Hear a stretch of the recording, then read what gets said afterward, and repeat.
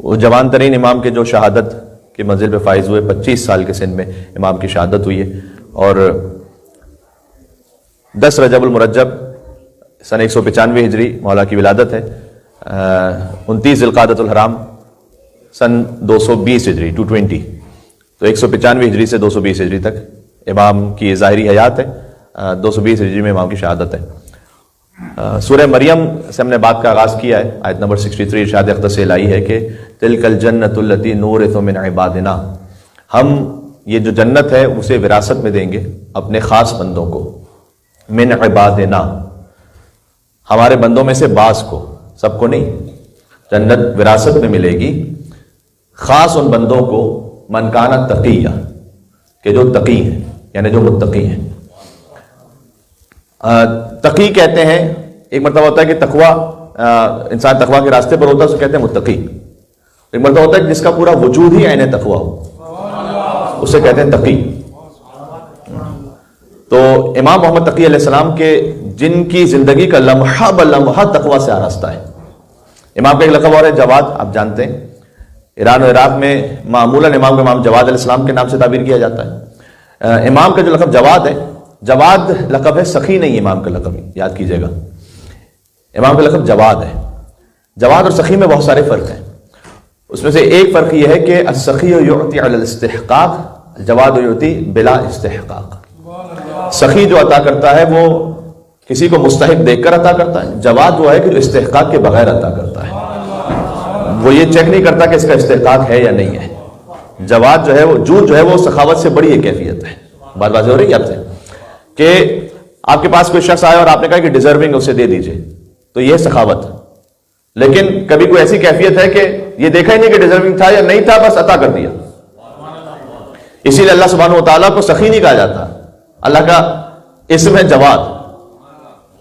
جواد کریم۔ بات واضح ہو رہی ہے؟ تو اللہ تعالیٰ کے ناموں میں آپ کو سخی نہیں ملے گا، اللہ تعالیٰ کے ناموں میں آپ کو جواد ملے گا۔ اللہ تعالیٰ استحقاق دیکھ کے نہیں دیتا، استحقاق تو ہمارا ہے ہی نہیں، ہمارا تو وجود ہی کا استحقاق نہیں ہے، ہمارے تو سانسوں ہی کا استحقاق نہیں ہے، ہمارا تو اپنے جسم ہی کا استحقاق نہیں ہے۔ جو ایک دعا میں امام علیہ السلام نے ارشاد فرمایا کہ پروردگار تو نے تو میری خلقت کا آغاز ہی اس طرح سے کیا کہ بغیر استحقاق کے ہی سب کچھ عطا کر دیا، ابھی تو ہم نے کچھ کیا ہی نہیں تھا نا، پھر تو زیرو سے سٹارٹ ہوا ہے، ابھی کچھ بھی نہیں تھا تو اللہ سبحانہ و تعالیٰ نے ساری نعمتیں عطا فرما دی۔ تو اللہ سبحانہ و تعالیٰ جواد ہے، وہ سخی نہیں ہے۔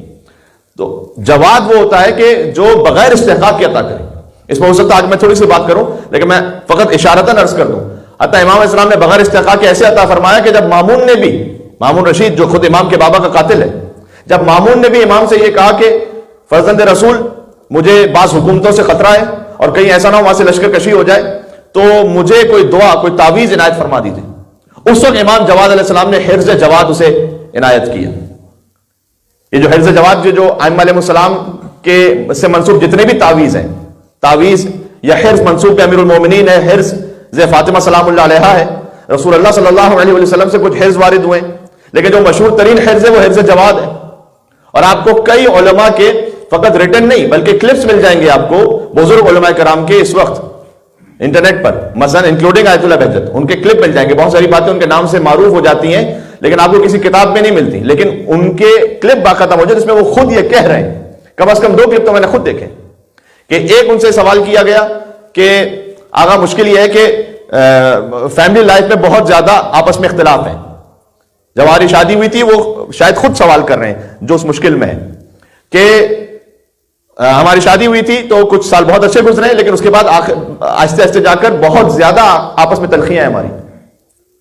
تو کچھ وظیفہ عنایت فرمائیے۔ تو اس میں انہوں نے 3 باتیں کہیں، کہا اس نیت سے معوذتین پڑھ کے سو، معوذتین یعنی سورہ فلق اور سورہ ناس، جو خود یہ دونوں سورہ تعویذ کی صورت میں رسول اللہ پہ نازل ہوئے تھے، تاکہ تم جادو اور سحر سے محفوظ رہ سکو، معوذتین پڑھ کے سو، اسی نیت سے صدقہ دو، دوسری بات۔ اور تیسرا فرمایا کہ حرز امام جواد علیہ السلام کو بازو پہ باندھو۔ اور بعض جگہوں پر ہم نے اسے پڑھا ہے کہ اس حرز کو آپ اپنے ساتھ رکھیے تب بھی اس کا اثر ہے اچھا، لیکن بازو پر باندھنے کی ایک الگ خاص کیفیت ہے، اس کا ایک اور الگ اثر ہے۔ اچھا، حرز امام جواد علیہ السلام آپ خود بھی لکھ سکتے ہیں، آپ کو ملے گا کہاں؟ یہ آپ کو مفاتح الجنان میں باقیات الصالحات، ایک تو مفاتح الجنان کی جو اصل فہرست ہے، اس کے بعد باقیات الصالحات کے جو فٹ نوٹس ہیں، حاشیے، ان میں آپ کو حفظ امام جواد علیہ السلام مل جائے گا. البتہ وہ ایک مختصر لکھا ہوا ہے. سید ابن طاؤس نے اپنی کتاب میں طویل حفظ جواد کو بھی لکھا ہے. کوئی وہاں تک پہنچ سکے اور اسے حاصل کر سکے تو کیا ہی کہنا, لیکن فقط جو مفاتح الجنان میں لکھا ہوا ہے وہ بھی اگر حاصل کر لیا جائے, میں آپ کی خدمت میں وہ پڑھ کے بھی سنا دیتا ہوں, بہت ہی خوبصورت ہے کہ یا نور یا برہان, یہ اللہ سبحانہ و تعالیٰ سے کلام ہے کہ یا نور یا برہان. بھائی جب امام جواد علیہ السلام کی زیارت میں کہ السلام علیک یا نور اللہ فی ظلمات الارض, بات واضح ہو رہی. جب زمین میں ہر طرف ظلمتیں ہی ظلمتیں ہوں تو اے اللہ کے نور امام محمد تقی آپ پر ہمارا سلام ہو. یعنی امام محمد تقی علیہ السلام سے وہ جو روشنی ہے, نور, ہدایت کی, وہ اس وقت بھی مل رہی تھی اور آج تک ملتی رہے گی, اس لیے کہ امام جواد علیہ السلام کا وجود اثر نہ ہوتا. میں فرض کی صورت میں کہہ رہا ہوں کہ اگر نہ ہوتا تو شیعوں کے لیے ایک بہت بڑا مسئلہ حل نہ ہو پاتا کہ جو وجود امام جواد علیہ السلام کے ذریعے سے حل ہوا ہے, باقی شاید کسی اور امام کے ذریعے سے مسئلہ حل نہ ہو پاتا. اگر اشارہ ملا, مجھے وقت ملا تو میں آگے آپ کی خدمت میں اشارہ کروں گا. دیکھیں اب بات سے بات نکلتی چلی جا رہی, تو ایک سی بات ہے, میں ویسے ہی نہیں ہے کہ امام رضا علیہ السلام نے فرمایا. امام رضا علیہ السلام 47 ایئرس کے تھے, ان کا کوئی اولاد نہیں تھی,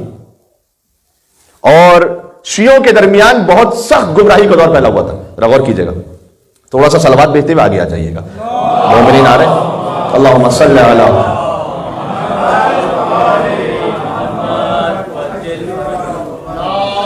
اللہم صلی علی. تیسری صلوات بھی ایک مل کے بھیجتے, محمد اور آل محمد, اللہم صلی علی محمد و آل محمد.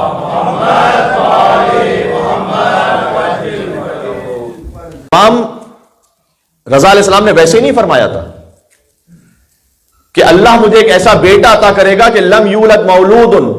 اعظم برکۃ منہ لشیعتنا, ہمارے شیعوں کے لیے اس سے زیادہ بابرکت مولود کوئی دنیا میں آیا ہی نہیں ہے. یہ کلام امام ہے, فقط شاعری نہیں ہے یہاں پر, فقط جوش خطابت نہیں ہے یہاں پر. تو کوئی نہ کوئی وجہ ہے کہ امام جواد علیہ السلام کی برکت سب سے زیادہ ہے, اور اسی خاطر ہے کہ امام جواد علیہ السلام سے آپ اپنے رزق کے لیے مانگے, اولاد کے لیے مانگے, نئے گھر کے لیے مانگے, سواری کے لیے مانگے, اور ازدواج کے لیے خاص طور پر تاکید ہے کہ امام جواد کے وسیلے سے دعا مانگی جائے.